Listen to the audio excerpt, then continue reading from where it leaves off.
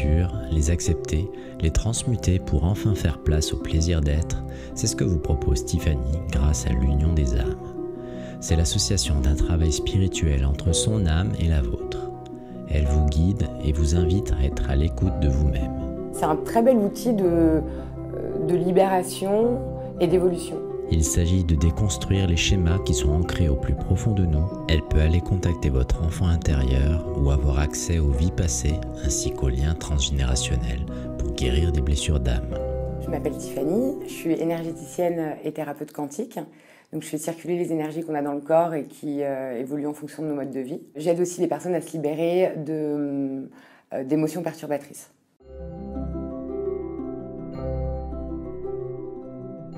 Pour tout simplement aller à la rencontre de nous-mêmes. Et je pense que c'est l'un des plus beaux voyages qu'on peut s'offrir, d'aller à la rencontre de ces parties de nous qui sont en souffrance, donc d'aller à la rencontre de ce qu'on appelle nos ombres finalement, qui ont souvent, je dirais même tout le temps, besoin d'être accueillis, d'être aimés, d'être entendus pour ensuite pouvoir être libérés. Ça va nous permettre d'être plus en lien avec nous-mêmes, d'avoir souvent plus de compassion pour nous et plus d'amour. Et ce qui permet de trouver ou de retrouver pour certains une énergie de joie et l'envie, qui sont deux facteurs essentiels pour avancer dans notre vie et pour réussir à être qui on est vraiment. Alors pendant les soins, je vais être accompagnée par différentes énergies.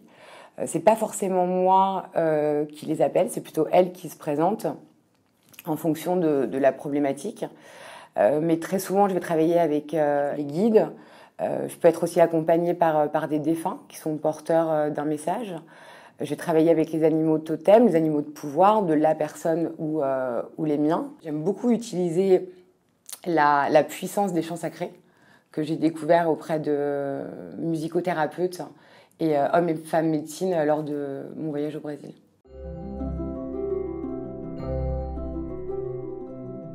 Je vais commencer par un entretien avec la personne, ce qui va me permettre de connaître les raisons pour lesquelles elle vient me voir, ce qui me permettra aussi de comprendre ses attentes et les problématiques auxquelles elle est confrontée.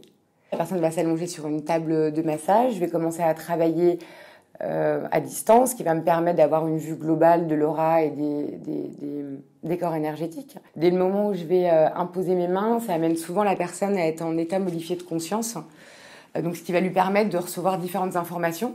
Ces informations, elles peuvent arriver de différentes façons, soit avec l'émotion qui va se présenter, soit à travers la vision, donc par des flashs, soit par message télépathique, ou alors au niveau du corps. C'est-à-dire que le corps va présenter soit une gêne, soit une douleur.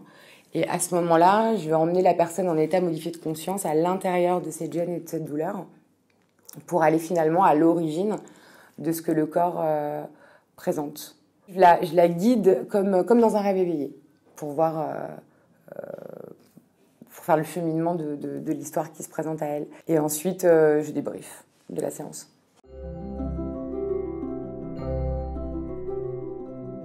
Elle peut s'endormir. Donc généralement, avant les séances, je dis bien justement aux gens que s'ils sentent que leur corps est fatigué et qu'ils vont s'endormir, c'est important de ne pas lutter, parce qu'il faut accepter ce qui se passe.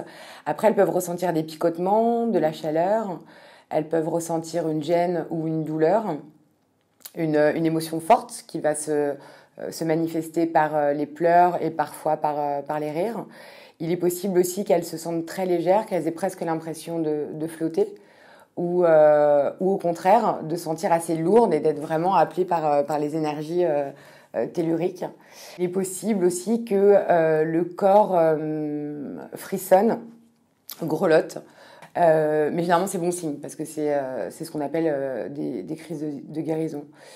Et elles peuvent ressentir aussi tout simplement l'énergie qui circule en elles.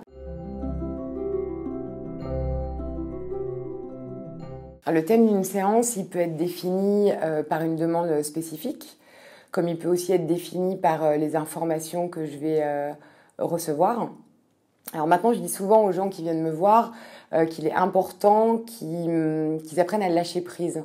C'est-à-dire d'accepter, de vivre et de ressentir ce qui va se présenter ici et maintenant. Donc c'est important d'accepter, de se laisser guider par nos émotions, par notre corps, par les plans supérieurs qui savent très souvent mieux que nous ce qui est bon de comprendre, de voir ou d'entendre sur le moment.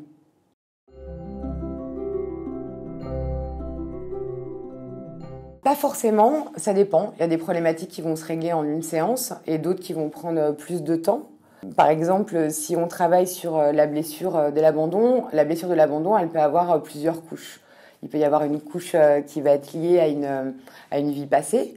Donc à ce moment-là, on va aller traiter cette vie passée, mais il peut très bien y avoir une autre couche qui va être liée avec notre vie actuelle. Parce qu'on a été abandonné par notre père à 3 ans et qu'on va revivre cette même situation à 15 ans parce qu'on a été abandonné par notre premier amoureux qui nous quitte pour quelqu'un d'autre. Et puis, il y a aussi le mental qui est là, c'est-à-dire que quand on a pris l'habitude de penser d'une certaine façon, il est parfois nécessaire d'avoir quelques séances qui vont nous permettre finalement d'effacer cette espèce d'autoroute qu'on a créée. Donc voilà, on va déconstruire ce schéma pour pouvoir créer une autre route où au bout, on sera sur l'amour, la joie et l'acceptation du couple, par exemple.